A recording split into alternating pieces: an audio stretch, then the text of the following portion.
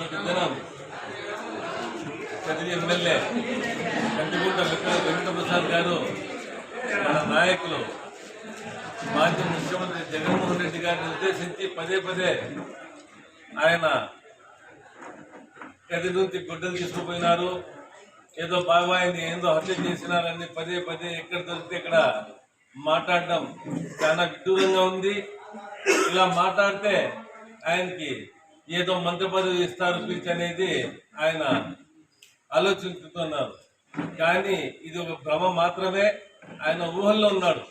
ఎందుకంటే ఈయనకి సిబిఐ వారైనా చెప్పి ఉండాలి, లేకపోతే ఈయన గుడ్డలి వ్యాపారం అన్నా చేస్తూ ఉండాలి, లేకపోతే ఇక్కడి నుంచి గుడ్డలు తీసుకుపోయినారు అదేందో చేసినారని మాట్లాడడం చాలా విడ్డూరంగా ఉంది. ఇది మీకు నైతిక విలువ లేదనే దానికి దార్పాండం పడుతుంది. అదేగాక మీ స్థాయి కూడా కాదు. జగన్మోహన్ రెడ్డి గారు ఏదైనా ప్రెస్ మీట్ పెట్టినా లేకపోతే ఎవరి గురించి మాట్లాడడానికి పిలిచినా కానీ ఎంతో మర్యాదగా మాట్లాడతారు. మాలాంటి వాళ్ళు కానీ అదే నేర్పించినారు ఆయన. మీరు ఎవరితో మాట్లాడితే ఎలా మీరు సంబోధించాలా, వైఎస్ఆర్సీపీ పార్టీ శ్రేణులు కానీ నాయకులు కానీ కార్యకర్తలు కానీ ఎవరితో మాట్లాడితే చాలా మర్యాదగా మాట్లాడాలనేదే ఆయన మమ్మల్ని అందరినీ నేర్పించింది. కానీ మీ పార్టీ, ఎందుకంటే మీ పార్టీ పుట్టిండేదే ఒక వెన్నుపోటుతో. చంద్రబాబు నాయుడు అనే మనిషి వాళ్ళ మామకి చంపి వెన్నుపోటు పెట్టి ఈరోజు ముఖ్యమంత్రి అయినాడు. మీకు ఏ రోజు కానీ సొంతంగా మీరు ఎలక్షన్లో పోయింది కాదు. మీరు ఎప్పుడు మీరు తోక పార్టీలు ఉండాలి. మీరు ఏదైనా పార్టీతో పొత్తు పెట్టుకొని పోతారు. కానీ మా నాయకులు సింగల్గా ఎన్నికల్లో వచ్చి ఆ రోజు 151 సీట్లు గెలిచిందే ఎవరికైనా ఇది ఉందంటే అది ఒక్క వైఎస్ఆర్సీపీ పార్టీకే. కాబట్టి మీరు మాట్లాడే ముందు ఎవరి గురించి మాట్లాడుతున్నారనేది ఆలోచించుకోవాలి. లేకపోతే రానున్న రోజుల్లో కదిరి నియోజకవర్గ ప్రజలు వేచి చూస్తున్నారు ఎప్పుడొస్తుందా ఎలక్షన్ అని. నాకైతే ఎప్పుడో 6 నెలల్లో 1 సంవత్సరంలోనే ఎలక్షన్ వస్తుందని తెలుస్తూ ఉంది. ఎందుకంటే మీరు చేసిన హత్య రాజకీయాలు, మీరు చేసిన నకిలీ డీడీ స్కామ్లు ఇవన్నీ ఇంకా సుప్రీంకోర్టులో ఉన్నాయి. ఎలక్షన్ ముందు ఏదో మీరు నా కేసు కొట్టేసినారని మీకు టికెట్ అనౌన్స్ చేయడం జరిగింది. దానికన్నా ముందు ఒక మాట గుర్తుంచుకోవాలి. మీ పైన కేసు ఉన్నప్పుడు మీ భార్య యశోదమ్మకే పార్టీ టికెట్ అనౌన్స్ చేసింది. దాని తర్వాత ఆ కేసు కొట్టేసిన తర్వాత మీకు వచ్చి టికెట్ అనౌన్స్ చేసినారు.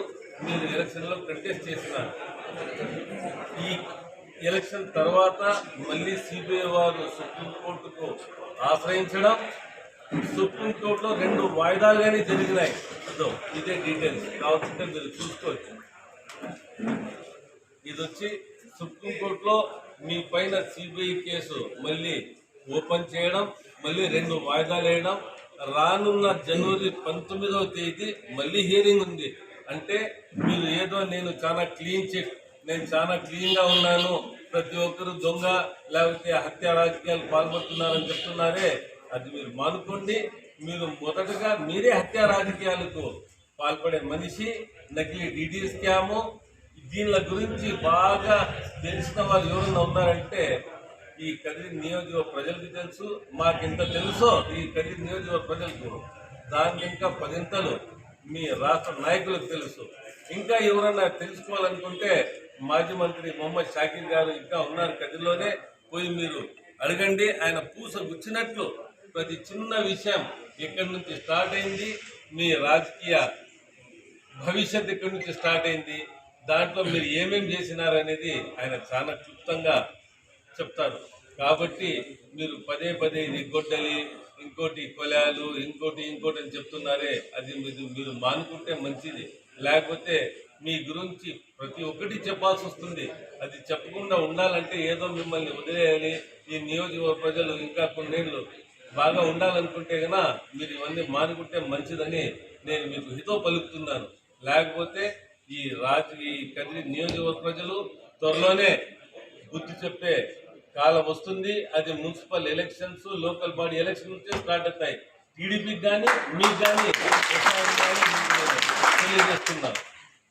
వివేకానంద రెడ్డి గారి హత్య జరిగింది అని మీరు చెప్తున్నారో ఇప్పుడు టీడీపీ గవర్నమెంట్ రూలింగ్ లో ఉంది. మీరు అప్పుడు ప్రతి ఒక్కరు ఉన్నారు. ఎక్కడ కానీ మా నాయకులు జగన్మోహన్ రెడ్డి గారి పేరు ఎక్కడా లేదు. కాబట్టి ఆయన పేరు మీరు తీసుకోవడం, ఇలాగే మీరు మాట్లాడితే మేము తప్పకుండా డిఫమేషన్ సూట్ గానే ఇస్తామని మీకు హెచ్చరిస్తున్నాం. జగన్మోహన్ రెడ్డి అంటే అభివృద్ధి సంక్షేమం. ఆయన మారు పేరు ఏమంటే అభివృద్ధి సంక్షేమం. ఆయనకి 2 కళ్ళు. గడిచిన 5 ఏళ్లలో ఏదైతే ఆయన మేనిఫెస్టో ఇచ్చినాడో దానిని ఒక బైబిల్లా, ఖురాన్లా, భగవద్గీతలా ఆయన భావించి తూచా తప్పకుండా ప్రతి నెల ప్రతి డేట్ ఆయన రౌండ్ ఆఫ్ చేసి ఆయన ఈ రాష్ట్ర ప్రజలకు ఈ ఏదైతే స్కీమ్స్ ఆయన అనౌన్స్ చేసినారో అది తూచా తప్పకుండా పాటించిన ఘనత ఒక్క ఈ రాష్ట్రంలోనే కాదు, ఈ దేశంలోనే ఏదైనా ఆ రోజుల్లో ముఖ్యమంత్రి ఉన్నారంటే అది ఒక్క జగన్మోహన్ రెడ్డి గారి మాత్రమే నేను తెలియజేస్తున్నాను.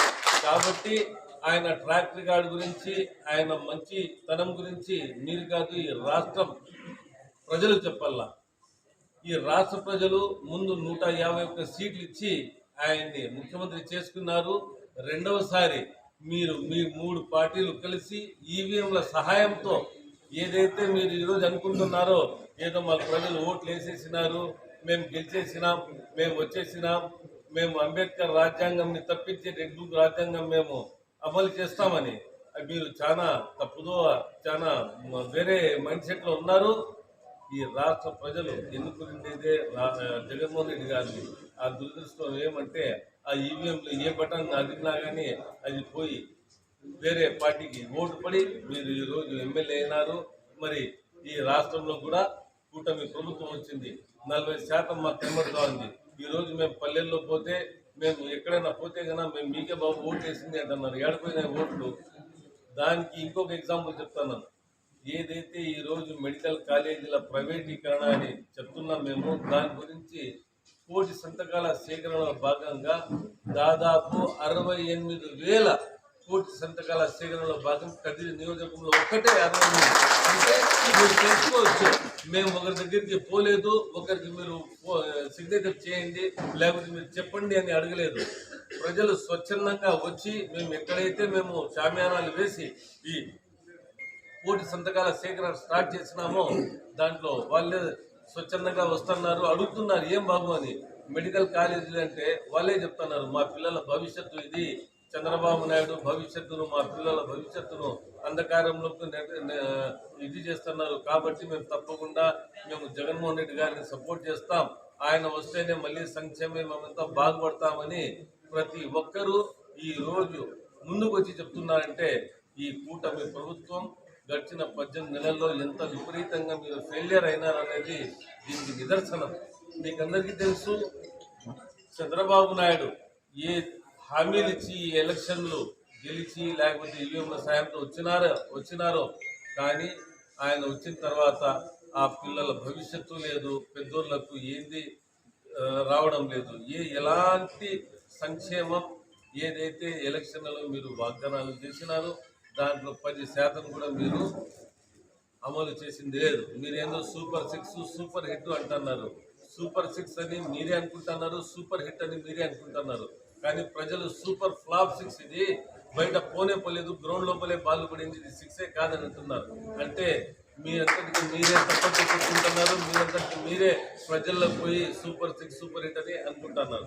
కాబట్టి మీరు ఒకటి కూటమి ప్రభుత్వం ఫెయిలియర్ అయింది, రెండోది మీరేదో మీ పెద్ద నాయకుల కండలో మీరు పడాలా, మీరేదో మంత్రి పదవి సాధించాలనే ఆశతో మన జగన్మోహన్ రెడ్డి గురించి మాట్లాడుతున్నారు. ఇది మీరు మానేయండి. మానకపోతే రానున్న రోజుల్లో మీరు చాలా కష్టపడాల్సి వస్తుంది. మీ కేసులన్నీ బయటికి వచ్చేసినాయి, మళ్ళీ సుప్రీంకోర్టులో ఉన్నాయి, త్వరలోని తీర్పులు వస్తాయి. మీరు ఏదైతే మీరు చెప్తున్నారో నేను చాలా క్లీన్ చిట్, నేను ఏదో కడిగిన ముత్యం అని అనుకుంటున్నారో, కడిగిన ముత్యానికి వచ్చి ఇలాంటి కేసులు ఉండవు. ఈరోజు కేసులు ఉన్నాయంటే మీరు కడిగిన ముత్యము లేదు. మీరు ఈ ఆలోచన విరమించుకోండి, లేకపోతే మేమంతా తప్పకుండా మీకు తగిన శాస్తి చెప్తామని, అదేగాక ప్రజలు కూడా తగిన బుద్ధి చెప్తారని మీరు గ్రహించాలని కూడా మిమ్మల్ని నేను తెలియజేస్తున్నాను. కదిరి అభివృద్ధి కష్టాలు తప్పితే ఎలాంటి మంచి జరగలేదు. ఇక ముందైనా మీరు ఏదైతే హామీలు ఇచ్చినారో ఎలక్షన్లలో ఆ హామీలు నెరవేర్చి ఈ రాష్ట్రానికి, ఈ రాష్ట్ర ప్రజల కోసం, ముఖ్యంగా కదిరి నియోజకవర్గ ప్రజల కోసం మంచి జరిగేలా చూడాలని కూడా మిమ్మల్ని మేము తెలియజేస్తున్నాం. కాకుండా మైనార్టీ ఫంక్షన్ హాల్ దాదాపు 8 నెలలైంది. మైనార్టీ ఫంక్షన్ హాల్ ఇది రెనోవేషన్ అని మీరు చేసినారు, కానీ 8 మంత్స్ నుండి ఆ ఫంక్షన్ హాల్ రెడీ కాలేదు. అలాగే ఏదైతే బీద సామాన్య ప్రజలు, ముస్లిం ప్రజలు పెళ్లిళ్ళు చేసుకుంటారో వాళ్ళు కాస్ట్లీ ఫంక్షన్ హాల్స్లో పోయి డబ్బులు లేకుండా కానీ బాకీలు చేసి అప్పులు చేసి ఏమో చేసి ఆ ఫంక్షన్ చేసేటట్టు మీరు వాళ్ళకు చాలా మజ్బూర్ చేస్తున్నారు. అంటే వాళ్ళు చాలా కష్టంగా ఈ వాళ్ళ ఫంక్షన్ చేసుకోగలుగుతున్నారు. ముందు ఇండ్ల ముందర చేసుకునే వాళ్ళు ఇప్పుడు ఆ సందుల్లో చేసుకోలేకపోతున్నారు. కాబట్టి మైనార్టీ ఫంక్షన్ త్వరగా పూర్తి చేయండి. ఇన్ని మాటలు చేసే కన్నా మంచి చేసే రాండి ముందర. మీరు మంచి మీరు చేస్తే మేము కానీ హర్షిస్తాం. అది వదిలేసి మీరు మా నాయకులకి తిట్టేది, లేకపోతే వైఎస్ఆర్సీపీ నాయకులకు, కార్యకర్తలకు ప్రతి ఒక్కరికి మీరు పోలీసుల సహాయంతో పల్లాపులు భయపడిచ్చేది, వాళ్ళను స్టేషన్లో లోపలిపించేది, కేసులు వాళ్ళపైన తప్పుడు కేసులు ఇప్పించేది, ఇవన్నీ మానేయండి. దీనితో ఏం ఒరగదు. ఈ రోజు మీరు ఒక పైసా చేస్తే రేపు మేము ₹1 చేస్తాం. మా నాయకులు భయపడే అవసరం లేదు. కార్యకర్తలకు మేము అండగా ఉంటాం.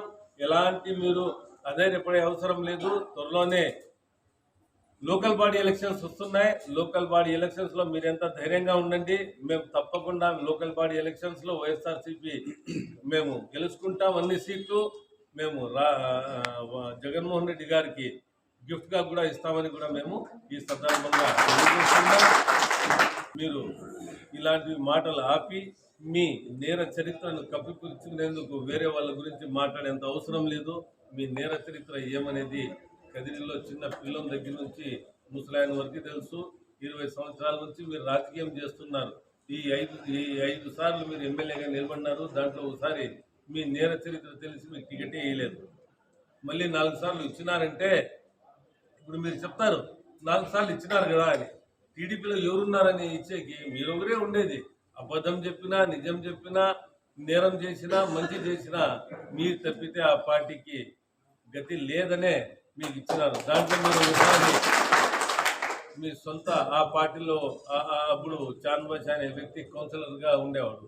మీతో తిరిగే ఆయన పైన మీరు 900 ఓట్లతో చాన్బాషా మీ పైన గెలిచినాడు. దాని తర్వాత మళ్ళీ ఏదో ట్రయాంగులర్ ఎలక్షన్ జరిగితే వెన్నుపోటు ఎవరు కూడిస్తే మీరు మళ్ళీ ఎమ్మెల్యే అయినారు. దాని తర్వాత ఇంకా నా ఎలక్షన్లో అంటారా, మీరు ఇంత పెద్ద సీనియరు, 25 ఏళ్ల చరిత్ర ఉంది, ఈవీఎంల సహాయంతో ఏదో కొద్దిపాటి తేడాతో గెలిచిన ఆయన మీరు. కాబట్టి గెలుపు అసలు ప్రజలు ఎన్నుకుంటే గెలుపు, ఈవీఎంలు సహాయంతో వస్తే అది గెలుపు కాదు. కాబట్టి ఇవన్నీ మీరు వదిలేసి మీరు కదిరికి మంచి చేసేకి ముందుకు రండి. ప్రజలు హర్షిస్తారు. ఇవన్నీ మాటలు, కల్లిబొల్లి మాటలు వదిలేసి మీరు మంచి చేసే ముందుకు రండి అని మిమ్మల్ని ఇతూ పలుకుతూ, ఈరోజు భారతమ్మ గారి పుట్టినరోజు. భారతమ్మ గారికి మేము హ్యాపీ బర్త్డే తెలుపుతున్నాం. మా కదిరి నియోజకవర్గ ప్రజల తరఫున కూడా భారతమ్మకు మేము హ్యాపీ బర్త్డే తెలుపుతూ ఈ ప్రెస్ మీట్ మేము ముగిస్తున్నాం. పాత్రికేయ సోదరులు